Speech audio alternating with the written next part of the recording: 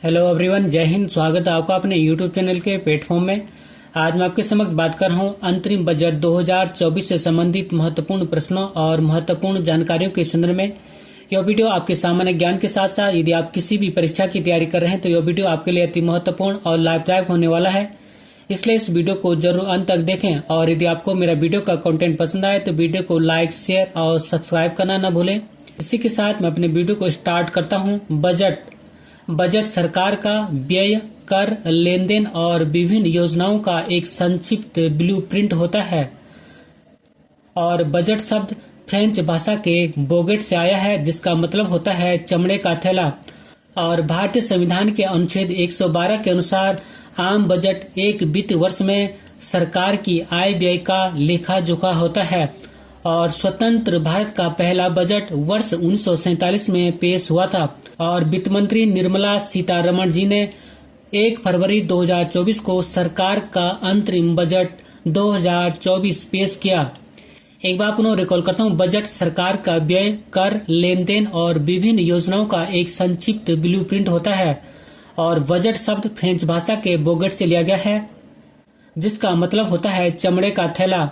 और भारतीय संविधान के अनुच्छेद 112 के अनुसार आम बजट एक वित्त वर्ष में सरकार की आय व्यय का लेखा जोखा होता है। और स्वतंत्र भारत का पहला बजट वर्ष 1947 में पेश हुआ था और वित्त मंत्री निर्मला सीतारमण जी ने 1 फरवरी 2024 को सरकार का अंतरिम बजट 2024 पेश किया है। बात करूं मैं अंतरिम बजट के संदर्भ में, तो अंतरिम बजट चुनाव वर्ष में नई सरकार चुने जाने तक थोड़े समय के लिए सरकारी खर्चों और राजस्व ब्यौरा होता है, अर्थात यह पूर्ण बजट के आने तक के लिए एक अस्थायी प्रावधान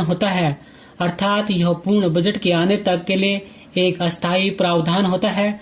और भारतीय संविधान के अनुच्छेद 116 के अनुसार यह सरकार को भारत की संचित निधि से अस्थायी धन आवंटित करने के लिए संसदीय स्वीकृति लेने की अनुमति देता है। एक बार पुनः रिकॉल करता हूँ कि अंतरिम बजट चुनाव वर्ष में नई सरकार चुने जाने तक थोड़े समय के लिए सरकारी खर्चों और राजस्व ब्यौरा होता है, अर्थात यह पूर्ण बजट के आने तक के लिए एक अस्थायी प्रावधान होता है।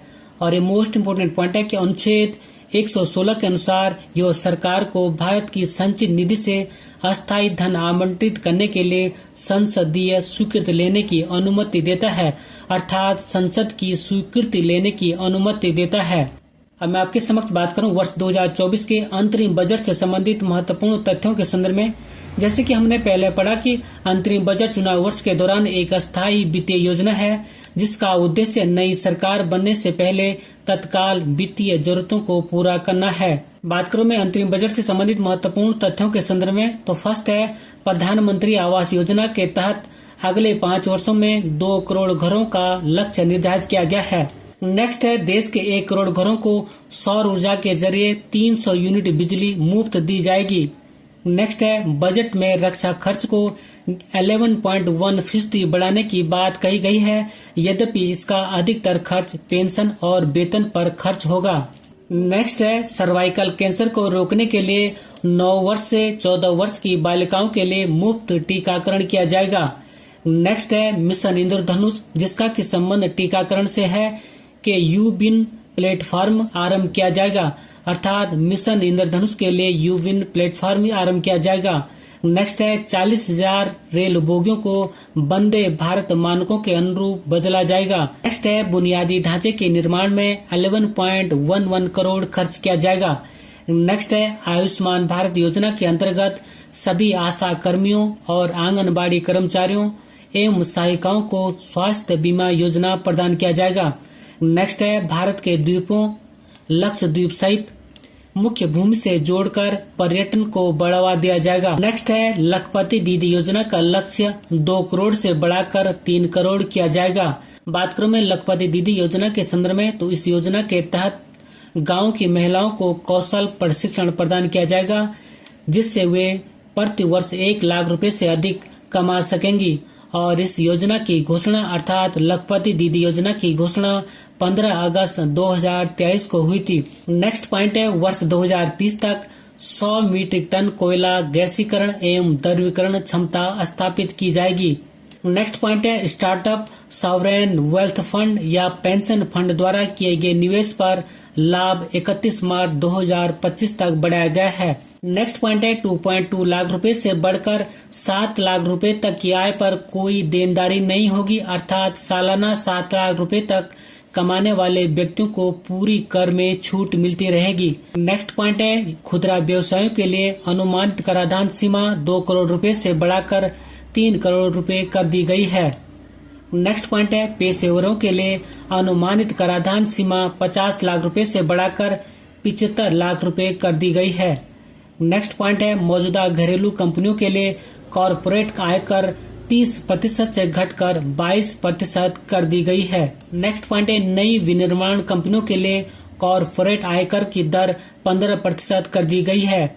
नेक्स्ट पॉइंट है पीएम गति योजना के माध्यम से सरकार 3 बड़े रेलवे कॉरिडोरों को स्थापित किया जाएगा। नेक्स्ट पॉइंट है उड़ान योजना के मौजूदा हवाई अड्डों का विस्तार किया जाएगा। नेक्स्ट पॉइंट है छोटे शहरों में मेट्रो नेटवर्क स्थापित किया जाएगा। नेक्स्ट पॉइंट है बजट में रक्षा मंत्रालय को सबसे ज्यादा धन 6.2 लाख करोड़ रुपए आवंटित हुए। उसके बाद सड़क परिवहन और राजमार्ग मंत्रालय को 2.78 लाख करोड़ रुपए का आवंटन किया गया है। अब मैं आपके समक्ष बात कर रहा हूँ बजट संबंधित महत्वपूर्ण प्रश्नों के संदर्भ में। तो फर्स्ट क्वेश्चन है बजट शब्द का अर्थ क्या होता है? तो आंसर है ऑप्शन ए चमड़े का थैला, अर्थात बजट शब्द का अर्थ चमड़े का थैला होता है। नेक्स्ट क्वेश्चन है वार्षिक वित्तीय बजट या विवरण संसद में कौन प्रस्तुत करता है? तो आंसर है ऑप्शन डी राष्ट्रपति, अर्थात वार्षिक वित्तीय बजट या विवरण संसद में राष्ट्रपति महोदय प्रस्तुत करते हैं। नेक्स्ट क्वेश्चन है केंद्रीय बजट संसद में किसके द्वारा पेश किया जाता है? तो आंसर है ऑप्शन सी वित्त मंत्री, अर्थात केंद्रीय बजट संसद में वित्त मंत्री के द्वारा पेश किया जाता है। नेक्स्ट क्वेश्चन है वर्ष 2024-25 का केंद्रीय बजट संसद में किसने पेश किया? तो आंसर है ऑप्शन बी निर्मला सीतारमण ने, अर्थात वर्ष 2024-25 का केंद्रीय बजट संसद में वित्त मंत्री निर्मला सीतारमण जी ने पेश किया। बात करूं मैं निर्मला सीतारमण के संदर्भ में, तो इन्होंने लगातार 6वीं बार केंद्रीय बजट पेश किया। इन्होंने अपना पहला बजट वर्ष 2019 में पेश किया था और इन्होंने मोदी सरकार का 11वां बजट पेश किया है और यह मोदी सरकार का दूसरे कार्यकाल का आखिरी बजट है। नेक्स्ट क्वेश्चन है 1 फरवरी 2024 को वित्त मंत्री निर्मला सीतारमण ने किस तरह का बजट पेश किया है? तो आंसर है ऑप्शन बी अंतरिम बजट, अर्थात 1 फरवरी 2024 को वित्त मंत्री निर्मला सीतारमण ने अंतरिम बजट पेश किया है। बात करूं मैं अंतरिम बजट के संदर्भ में, तो अंतरिम बजट चुनावी वर्ष में नई सरकार चुने जाने तक थोड़े समय के लिए सरकारी खर्चों और राजस्व ब्यौरा होता है, अर्थात यह पूर्ण बजट के आने तक के लिए एक अस्थायी प्रावधान है और भारतीय संविधान के अनुच्छेद 116 के अनुसार यह सरकार को भारत की संचित निधि से अस्थायी धन आवंटित करने के लिए संसदीय स्वीकृति लेने की अनुमति देता है। नेक्स्ट क्वेश्चन है अंतरिम बजट 2024-25 के अनुसार वित्त वर्ष 2024-25 में राजकोषीय घाटा सकल घरेलू उत्पाद का कितने प्रतिशत रहने का अनुमान है? तो आंसर है ऑप्शन सी 5.1%, अर्थात अंतरिम बजट 2024-25 के अनुसार वित्त वर्ष 2024-25 में राजकोषीय घाटा सकल घरेलू उत्पाद का 5.1% रहने का अनुमान है। नेक्स्ट क्वेश्चन है भारत में पहला बजट 18 फरवरी 1860 को किसने पेश किया था? तो आंसर है option A east India company के जेम्स विल्सन ने, अर्थात भारत में पहला बजट 18 फरवरी 1860 को ईस्ट इंडिया कंपनी के जेम्स विल्सन ने पेश किया था और सर्वप्रथम बजट इंग्लैंड में पेश किया गया था। नेक्स्ट क्वेश्चन है भारत में बजट प्रणाली की शुरुआत किस वायसराय के कार्यकाल के दौरान की गई थी? तो आंसर है ऑप्शन बी लॉर्ड कैनिंग, अर्थात भारत में बजट प्रणाली की शुरुआत वायसराय लॉर्ड कैनिंग के कार्यकाल के दौरान की गई थी। बात करूं मैं लॉर्ड कैनिंग के संदर्भ में, तो यह ईस्ट इंडिया कंपनी के द्वारा नियुक्त अंतिम गवर्नर जनरल और ब्रिटिश सम्राट के अधीन नियुक्त भारत का प्रथम वायसराय था और इसका कार्यकाल वर्ष 1856 से 1862 तक था। नेक्स्ट क्वेश्चन है भारत में पहला बजट कब पेश किया गया था? तो आंसर है ऑप्शन सी 18 फरवरी 1860 में। अर्थात भारत में पहला बजट 18 फरवरी 1860 को पेश किया गया था। नेक्स्ट क्वेश्चन है, संविधान में बजट शब्द की जगह क्या प्रयोग हुआ है? तो आंसर है ऑप्शन सी, ए और बी, अर्थात एनुअल फाइनेंशियल स्टेटमेंट और वार्षिक वित्तीय विवरण। अर्थात भारतीय संविधान में बजट शब्द की जगह एनुअल फाइनेंशियल स्टेटमेंट और वार्षिक वित्तीय विवरण शब्दों का प्रयोग हुआ है। नेक्स्ट क्वेश्चन है, वार्षिक वित्तीय विवरण का प्रावधान भारतीय संविधान के किस अनुच्छेद में है? तो आंसर है ऑप्शन सी, अनुच्छेद 112, अर्थात वार्षिक वित्तीय विवरण का प्रावधान भारतीय संविधान के अनुच्छेद 112 में है। नेक्स्ट क्वेश्चन है, बजट पेश करने वाली पहली महिला कौन थी? तो आंसर है ऑप्शन ए, इंदिरा गांधी, अर्थात बजट पेश करने वाली पहली महिला इंदिरा गांधी थी और इंदिरा गांधी जी ने वर्ष 1970 में बजट पेश किया था और उन्होंने अर्थात इंदिरा गांधी जी ने प्रधानमंत्री पद पर वित्त मंत्रालय का अतिरिक्त प्रभार संभालते हुए बजट पेश किया था। नेक्स्ट क्वेश्चन है, केंद्रीय बजट पेश करने वाली पहली महिला पूर्वकालिक वित्त मंत्री कौन है? तो आंसर है ऑप्शन बी, निर्मला सीतारमण, अर्थात केंद्रीय बजट पेश करने वाली पहली महिला पूर्णकालिक वित्त मंत्री निर्मला सीतारमण जी हैं। नेक्स्ट क्वेश्चन है, स्वतंत्र भारत का पहला बजट किसने पेश किया था? तो आंसर है ऑप्शन सी, आर के षणमुखम चेट्टी ने, अर्थात स्वतंत्र भारत का पहला बजट आर के षणमुखम चेट्टी जी ने पेश किया था और आर के षणमुखम चेट्टी स्वतंत्र भारत के पहले वित्त मंत्री थे और इन्होंने 26 नवंबर 1947 को पहला बजट पेश किया था। नेक्स्ट क्वेश्चन है, गणतंत्र भारत का पहला बजट किसने पेश किया था? तो आंसर है ऑप्शन ए, जॉन मथाई ने, अर्थात गणतंत्र भारत का पहला बजट जॉन मथाई ने पेश किया था और इन्होंने गणतंत्र भारत का पहला बजट 28 फरवरी 1950 को पेश किया था। नेक्स्ट क्वेश्चन है, सर्वाधिक बार बजट पेश करने का रिकॉर्ड किसके पास है? तो आंसर है ऑप्शन ए, मोरारजी देसाई, अर्थात सर्वाधिक बार बजट पेश करने का रिकॉर्ड मोरारजी देसाई जी के पास है और इन्होंने 10 बार बजट पेश किया था और मोरारजी देसाई भारत के पहले गैर कांग्रेसी प्रधानमंत्री थे जो कि 1977 से 1979 तक भारत के प्रधानमंत्री रहे थे और मोरारजी देसाई सबसे अधिक उम्र में प्रधानमंत्री बने थे। नेक्स्ट क्वेश्चन है, भारत के 3 प्रधानमंत्री कौन थे जिन्होंने प्रधानमंत्री रहते हुए बजट पेश किया था? तो आंसर है ऑप्शन डी, उपर्युक्त सभी, अर्थात राजीव गांधी, जवाहरलाल नेहरू और इंदिरा गांधी। और राजीव गांधी, जवाहरलाल नेहरू, इंदिरा गांधी ने प्रधानमंत्री पद पर रहते हुए बजट पेश किया था।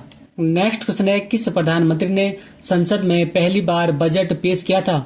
तो आंसर है ऑप्शन बी, जवाहरलाल नेहरू, अर्थात पंडित जवाहरलाल नेहरू ने प्रधानमंत्री पद पर रहते हुए संसद में पहली बार बजट पेश किया था और पंडित जवाहरलाल नेहरू ने 13 फरवरी 1958 को बजट पेश किया था और पंडित जवाहरलाल नेहरू भारत के प्रथम प्रधानमंत्री थे जो कि 15 अगस्त 1947 से 27 मई 1964 तक भारत के प्रधानमंत्री रहे। नेक्स्ट क्वेश्चन है, संसद में कितनी बार पेपरलेस बजट पेश किया गया है?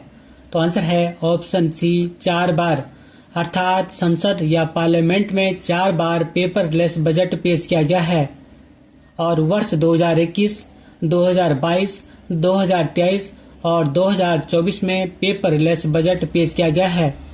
बात करूं मैं पेपरलेस बजट के संदर्भ में, जब राज्य या देश का बजट बिना पेपर के पेश किया जाता है तो उसे ही पेपरलेस बजट कहते हैं और इसमें पेपर के स्थान पर सभी के पास या तो टैबलेट होते हैं या कोई इलेक्ट्रॉनिक गैजेट होता है जिससे बजट को देखा या पढ़ा जाता है। एक बार पुनः रिकॉल करता हूँ, इसमें पेपर के स्थान पर सभी के पास या तो टैबलेट होते हैं या कोई इलेक्ट्रॉनिक गैजेट होता है जिससे बजट को देखा या पढ़ा जाता है। नेक्स्ट क्वेश्चन है, किस वर्ष सर विलियम एकवर्थ की अध्यक्षता में ईस्ट इंडिया रेलवे कमेटी या एकवर्थ समिति की सिफारिश पर सामान्य सरकारी वित्त से रेलवे वित्त को अलग कर दिया गया? तो आंसर है ऑप्शन ए, वर्ष 1924, अर्थात वर्ष 1924 में सर विलियम एकवर्थ की अध्यक्षता में ईस्ट इंडिया रेलवे कमेटी या एकवर्थ समिति की सिफारिशों पर सामान्य सरकारी वित्त से रेलवे वित्त को अलग कर दिया गया। नेक्स्ट क्वेश्चन है, कौन सा मंत्रालय बजट तैयार करता है? तो आंसर है ऑप्शन बी, वित्त मंत्रालय, अर्थात वित्त मंत्रालय बजट को तैयार करता है। नेक्स्ट क्वेश्चन है, बजट में क्या होता है? तो आंसर है ऑप्शन डी, उपर्युक्त सभी। अर्थात सरकार की आमदनी और प्रस्तावित योजनाओं पर होने वाले खर्च का विवरण, सरकार की कमाई और खर्च का ब्यौरा और मंत्रालयों को उनके खर्च के लिए धन राशि का आवंटन। एक बार पुनः रिकॉल करता हूं कि बजट में सरकार की आमदनी और प्रस्तावित योजनाओं पर होने वाले खर्च का विवरण होता है, सरकार की कमाई और खर्च का ब्यौरा होता है और मंत्रालय को उनके खर्च के लिए धन राशि का आवंटन होता है। नेक्स्ट क्वेश्चन है, अंतरिम बजट को और किस नाम से भी जाना जाता है? तो आंसर है ऑप्शन सी, उपर्युक्त दोनों। अर्थात अंतरिम बजट को मिनी बजट और वोट ऑन अकाउंट के नाम से भी जाना जाता है। नेक्स्ट क्वेश्चन है, छठी बार बजट पेश करने वाली पहली महिला वित्त मंत्री कौन बनी हैं? तो आंसर है ऑप्शन ए, निर्मला सीतारमण। अर्थात लगातार छठी बार बजट पेश करने वाली पहली महिला वित्त मंत्री निर्मला सीतारमण जी बने हैं और निर्मला सीतारमण जी ने अपना पहला बजट वर्ष 2019 में पेश किया था। नेक्स्ट क्वेश्चन है, भारत में शून्य बेस बजट का प्रयोग पहली बार किस वर्ष किया गया था? तो आंसर है ऑप्शन सी, वर्ष 1987 में। अर्थात भारत में शून्य बेस बजट का प्रयोग पहली बार वर्ष 1987 में किया गया था और भारत में शून्य बेस बजट या जीरो बेस बजट को लागू करने वाला पहला राज्य महाराष्ट्र है। एक बार पुनः रिकॉल करता हूँ कि भारत में शून्य बेस बजट का प्रयोग पहली बार वर्ष 1987 में किया गया था और भारत में शून्य बेस बजट या जीरो बेस बजट को लागू करने वाला पहला राज्य महाराष्ट्र है। नेक्स्ट क्वेश्चन है, किसने भारत में सबसे लंबा बजट भाषण दिया है? तो आंसर है ऑप्शन बी, निर्मला सीतारमण ने। अर्थात भारत में सबसे लंबा बजट भाषण निर्मला सीतारमण जी ने दिया है और निर्मला सीतारमण जी ने वर्ष 2020 में सबसे लंबा भाषण 2 घंटा 20 मिनट का दिया था। नेक्स्ट क्वेश्चन है, 2017 के बाद बजट किस तिथि को पेश किया जाने लगा है? तो आंसर है ऑप्शन ए, 1 फरवरी को। अर्थात वर्ष 2017 के बाद बजट 1 फरवरी को पेश किया जाने लगा है। नेक्स्ट क्वेश्चन है, अंतरिम बजट 2024 में किस मंत्रालय को सबसे अधिक बजट आवंटित किया गया है? अर्थात किस मंत्रालय को सबसे अधिक धन आवंटित किया गया है? आंसर है ऑप्शन ए, रक्षा मंत्रालय। अर्थात अंतरिम बजट 2024 में रक्षा मंत्रालय को सबसे अधिक बजट या धन आवंटित किया गया है और रक्षा मंत्रालय को 6.1 लाख करोड़ रुपए के साथ सबसे अधिक बजट आवंटित किया गया है और इसके बाद 2.78 लाख करोड़ रुपए के साथ सड़क परिवहन एवं राजमार्ग मंत्रालय दूसरे स्थान पर है। अर्थात रक्षा मंत्रालय के बाद सड़क परिवहन एवं राजमार्ग मंत्रालय को सबसे अधिक धन आवंटित किया गया है। अंत में एक अभ्यास प्रश्न आपके लिए है और अभ्यास प्रश्न है कि भारत में शून्य बेस बजट या जीरो बेस्ड बजट का प्रयोग पहली बार किस वर्ष किया गया था? इसी क्वेश्चन के साथ मैं अपने वीडियो को समाप्त करता हूं। अगर आपको मेरा वीडियो का कंटेंट पसंद आए तो वीडियो को लाइक करें, शेयर करें और यदि चैनल पर नए हैं तो चैनल को सब्सक्राइब करें। मिलते हैं जल्दी नेक्स्ट वीडियो में। Thank you for watching. God bless you. जय हिंद।